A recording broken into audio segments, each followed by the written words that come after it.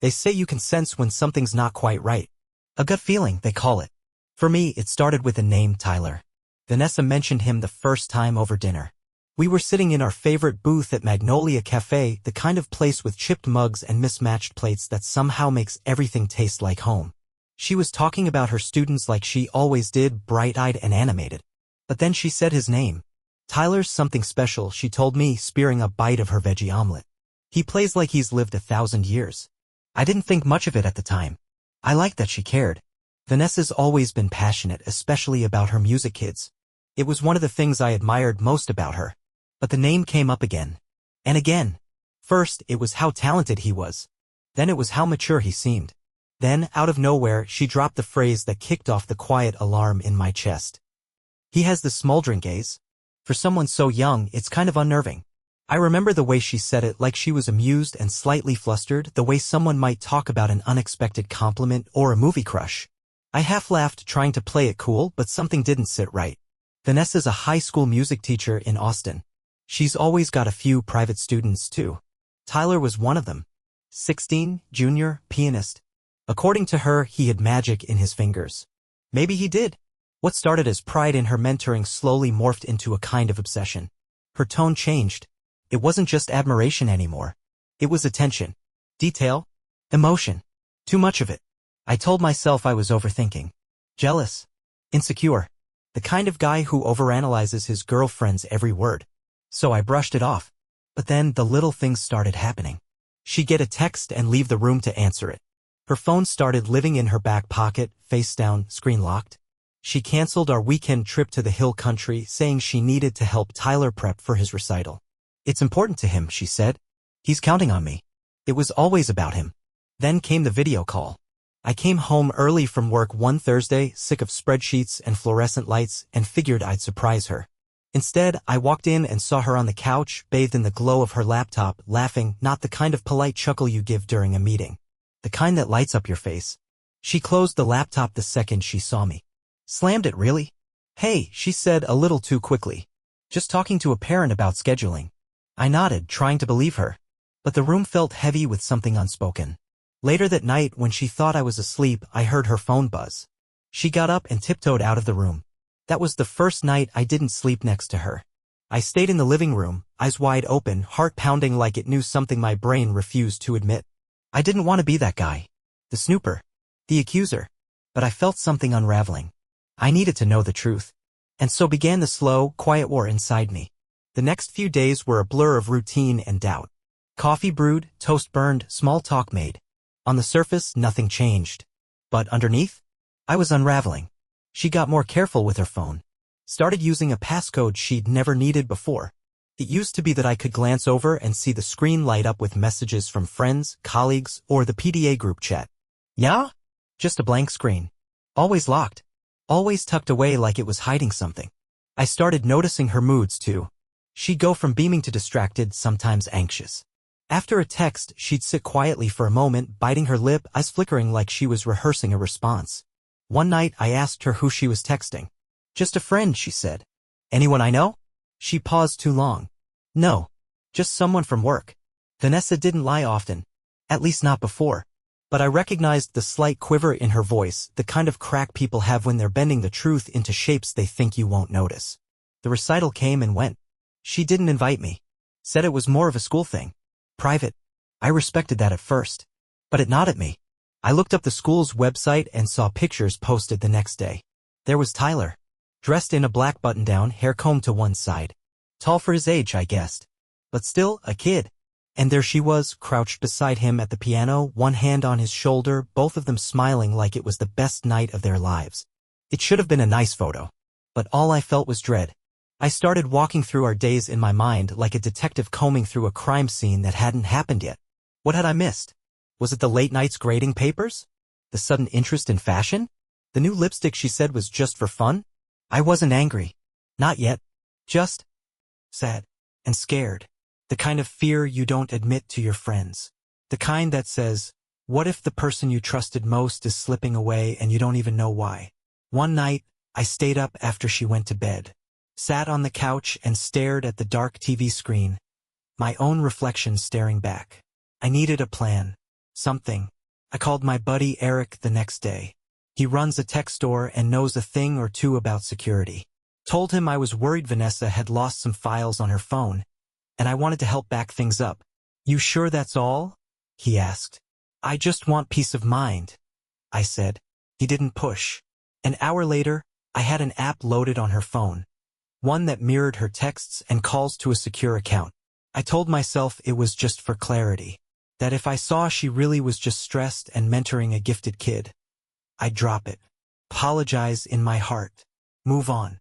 But what I saw in the days that followed made my stomach twist.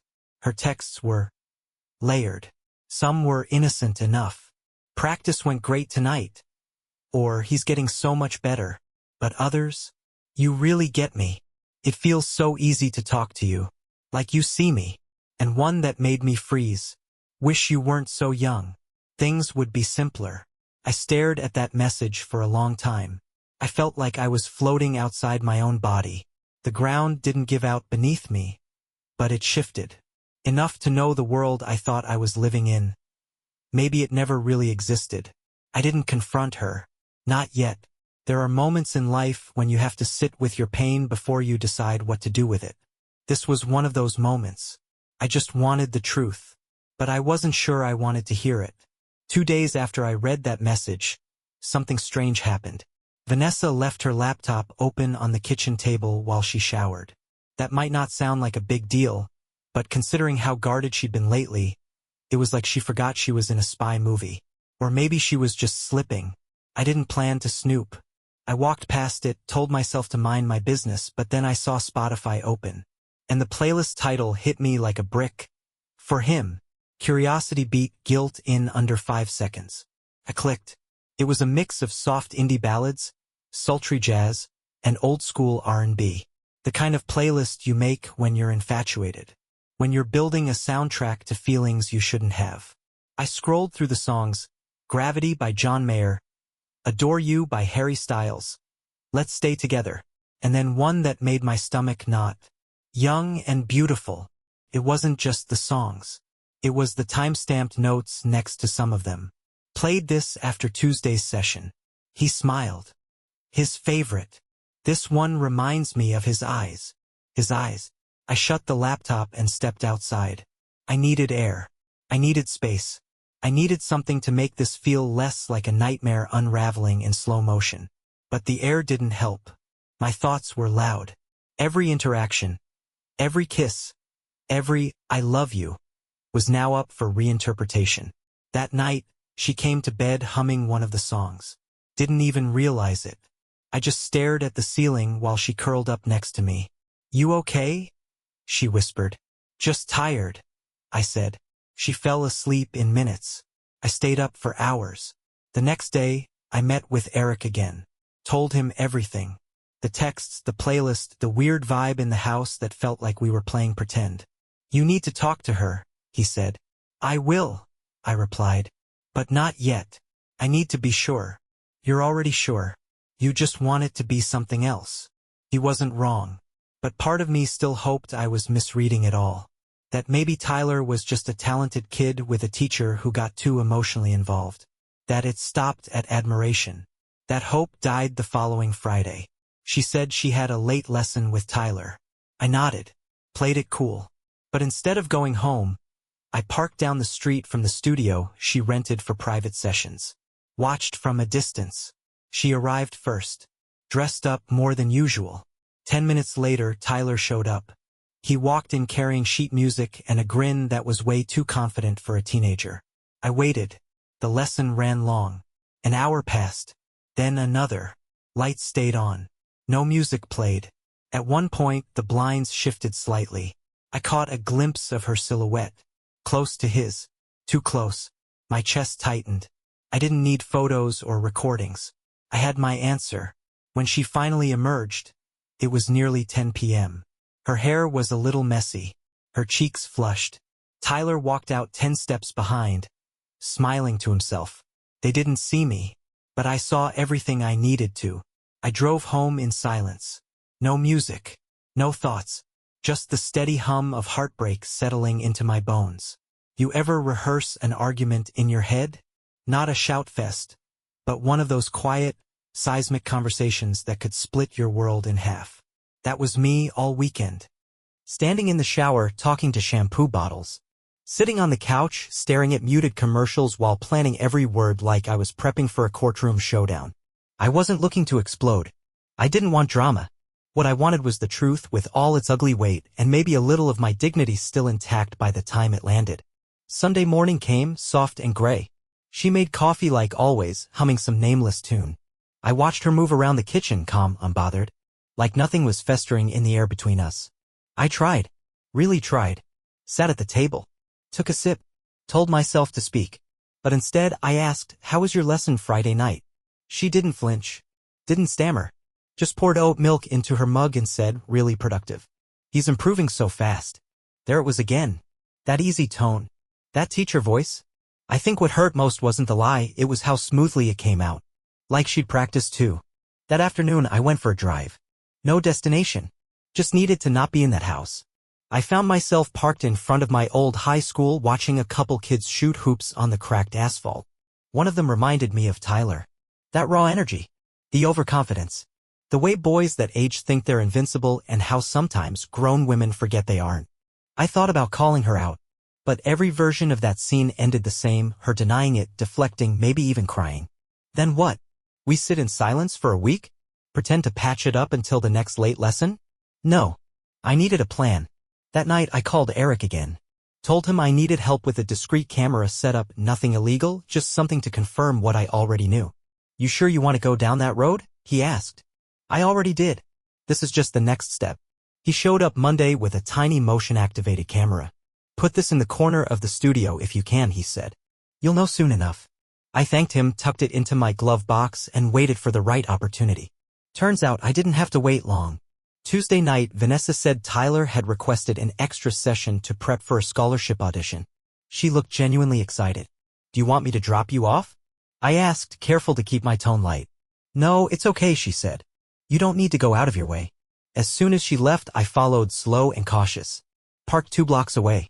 When the studio went dark, I crept up the back stairwell, unlocked the side door with the spare key she kept taped under the gutter, a trick I never forgot, and placed the camera high in the corner behind a speaker.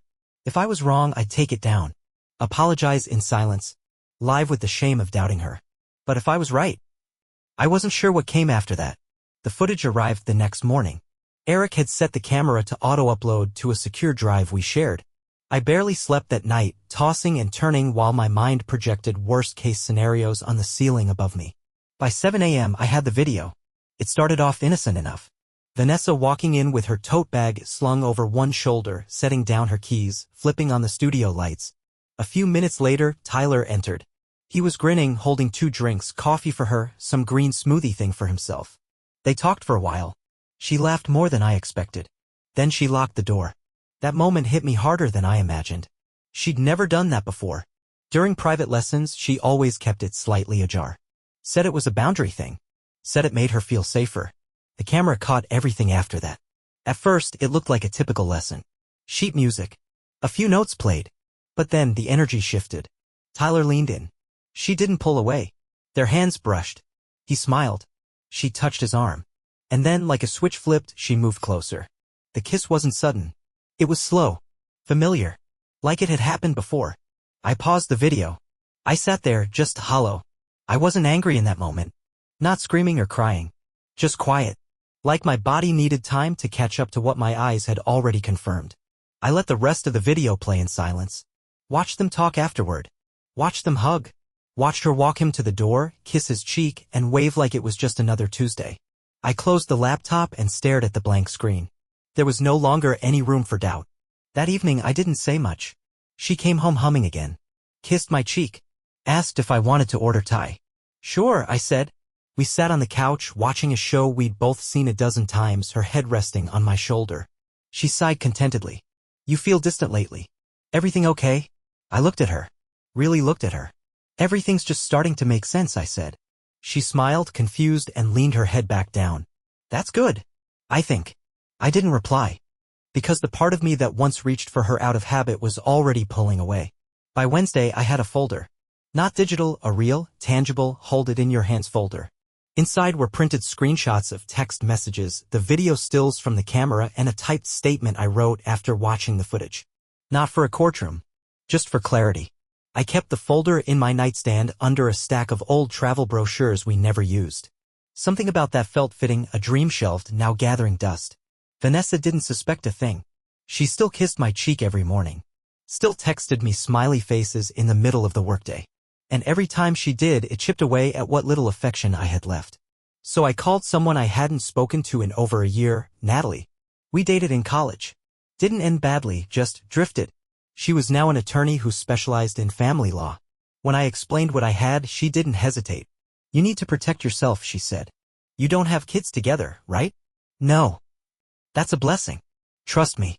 This gets messy quick when children are involved. She told me my next step should be a quiet exit plan. Not an ambush. Not a scene. Something clean. People make their biggest mistakes when they act out of emotion. What you want is control. Calm. You want the next move to be yours, not hers. And I did. I wasn't looking for revenge. I just wanted my life back. So I started untangling. I opened a new checking account. Changed my passwords. Moved a few important items from the apartment to a small storage unit on the east side. She didn't notice. Or maybe she did, but she was too distracted by late-night texting and piano sessions to care. Then I booked a week off work. Told her it was a work trip to Dallas. She didn't question it. Just kissed me goodbye and said, text me when you get in. Instead of Dallas, I drove to my brother's cabin in Bastrop. And from there, I wrote the letter. Vanessa, by the time you read this, I'll be gone. Not in a dramatic way. Just gone from this apartment, this relationship, this version of life I no longer recognize. I know about Tyler. I know more than you think. I'm not writing to shame you. You've already done that yourself. I'm writing because the person I fell in love with no longer exists. Maybe she faded. Maybe she cracked. Maybe she never existed at all. But either way, I can't be with someone who looked me in the eyes while her heart belonged to someone else. Don't reach out. I won't respond. I left the letter on the kitchen table. Alongside it, the folder. The silence was louder than I expected. I didn't check my phone for the first day. Turned it off, actually. Let the pines around the cabin do the talking instead. Their creaks and whispers were a strange comfort, honest, in a way human voices hadn't been in weeks. By the second morning, the messages started pouring in. Missed calls, texts, emails. The first ones were short. Where are you? Did something happen? Please call me. Then came the panic. I don't understand. Please, let's talk.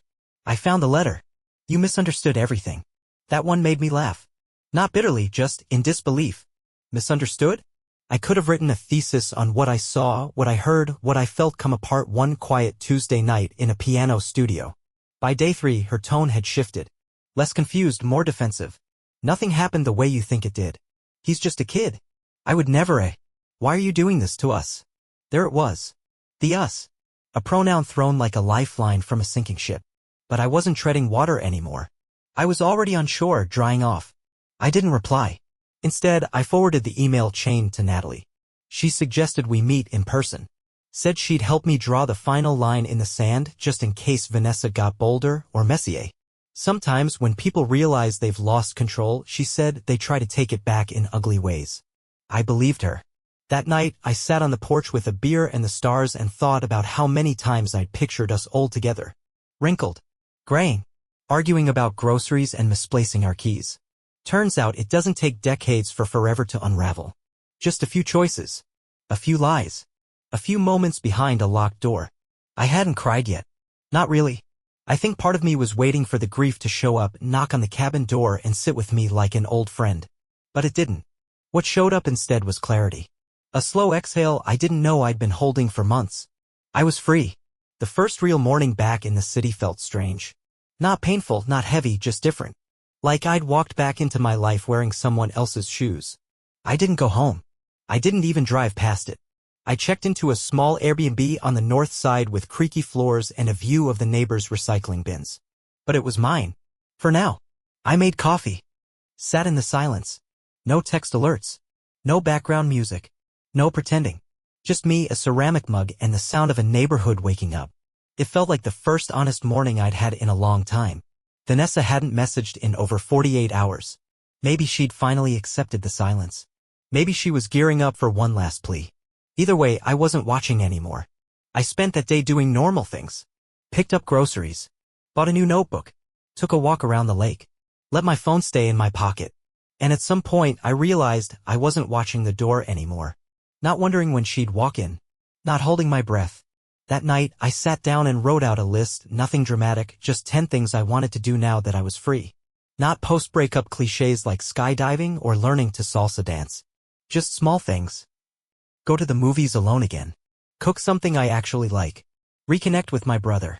Take my bike out before sunrise. Visit that bookstore on 12th I always passed. Say yes when people invite me out. Say no when I need space. Try writing again. Sleep in the middle of the bed.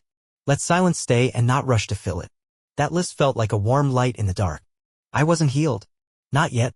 But for the first time I wasn't just surviving. I was shaping something new, one choice at a time. The past was still there, sure. It always would be. But it was behind me now. And for the first time in months, I was facing forward. It took me a week before I went anywhere familiar. Not because I was afraid of seeing her. Honestly, I wasn't even sure she'd be brave enough to show her face in places we used to frequent. I just didn't want to be a ghost in my own story, haunting old routines out of habit. But one Saturday morning, the air was crisp and something in me said, go. So I did. I ended up at Groundhouse Cafe. Same brick wall. Same mismatched furniture. Same barista with the piercings and dry wit. It was like the universe had politely hit the pause button while I unraveled, and now it had hit play again. I ordered my usual. Sat by the window.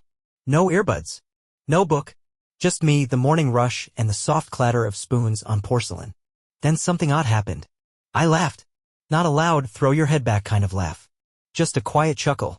Because I realized I didn't miss her in that moment. Not the way I thought I would. What I missed, if anything, was the idea of her. The version of her that existed before Tyler. Before secrets. And even that? Faded fast.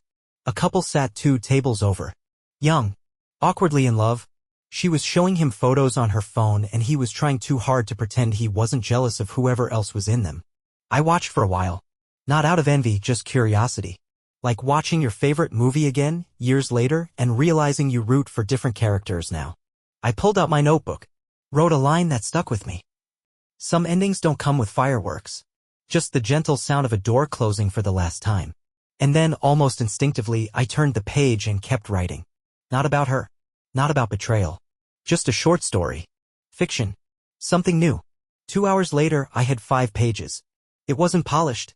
It wasn't even very good. But it was mine. And that coffee shop window? It stopped feeling like a place where I used to sit with her and started feeling like a place where I came back to myself. A month passed. I didn't mark the date. Didn't celebrate it. But I felt it quietly, like a mile marker passed on a long road trip. The pain had dulled. The anger had dissolved. What remained was something quieter, steadier. Peace. Vanessa never reached out again. Maybe she understood. Maybe she didn't. Either way, I had my silence and that was all I needed. The apartment lease was in her name. I let it go. I didn't want the furniture, the framed photos, or the ghost of what we tried to build. Starting over doesn't require an audience, it just takes the guts to not look back. One Friday night, Eric and I grabbed beers at a rooftop bar downtown. We talked about work, old college stories, and life in the kind of honest way you can only manage after heartbreak. Do you ever think about dating again? He asked, not pressuring, just curious. I took a sip, then shrugged. Not yet. But someday. I wasn't afraid of love. I still believed in it. But I also believed in time. And space. And healing without a deadline. A few days later, I got an email from a small literary magazine. They wanted to publish the short story I wrote at the coffee shop. It wasn't about betrayal or music lessons or secret texts. It was about a man who loses something quietly and finds something better in the silence. They asked for a title. I called it The Last Note. Because sometimes that's all it takes. Not a scream. Not a slam. Just a final sound that says, this is the end. And somewhere just beyond it, a beginning.